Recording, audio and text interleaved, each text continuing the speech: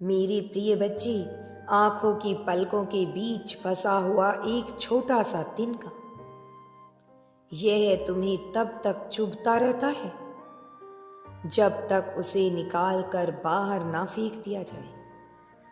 इसी प्रकार से एक नकारात्मक विचार मनुष्य को तब तक बेचैन करता रहता है जब तक उसे मस्तिष्क से बाहर ना निकाल दिया जाए। मेरी बच्ची, अशांति, दुख और पीड़ा ना कभी बाहर थी और ना ही कभी बाहर हो सकती है। इन सभी का जन्म मनुष्य के ही विचलित मन में होता है। केवल एक विचार ही तुम्हें क्रोध, निराशा, दुख और उदासी से भर देता है। इसलिए बदलाव कभी भी बाहर नहीं बल्कि अपने भीतर ही करना होता है। तुम्हें उस विचार को ढूंढना है जो तुम्हारे मन को खुशियां दे, जो कंकर की तरह तुम्हारे मस्तिष्क में चुभ रहा है।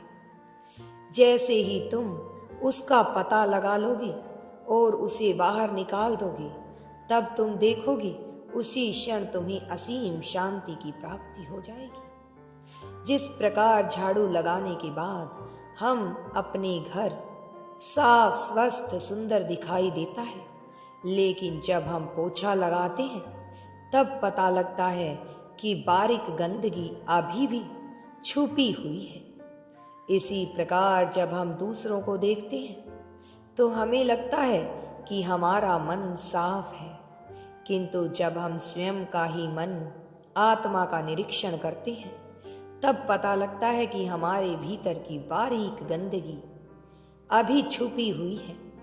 इस सृष्टि में कोई दूसरा व्यक्ति ऐसा नहीं है जो तुम्हें दुख से निकाल सके। जब तक तुम उसके बोले गए वचनों को स्वयं से ही स्वीकार नहीं करते हो, मनुष्य की पीड़ा ऐसी ही होती है।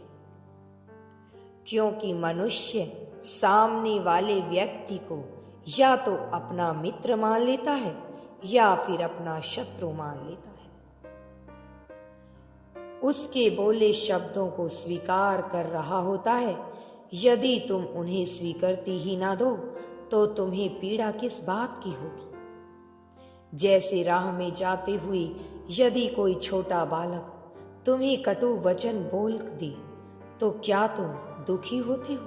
नहीं, बल्कि मुस्कुराकर आगे चल जाते हो। उसी प्रकार तुम्हें ऐसा ही करना होगा। कोई भी तुम्हें कुछ कहे, तुम्हें सुनना नहीं है। यदि तुम यूनिवर्स पर विश्वास करते हो तो कमेंट में धन्यवाद यूनिवर्स लिखकर चैनल को सब्सक्राइब करो। तुम्हारा कल्याण हो।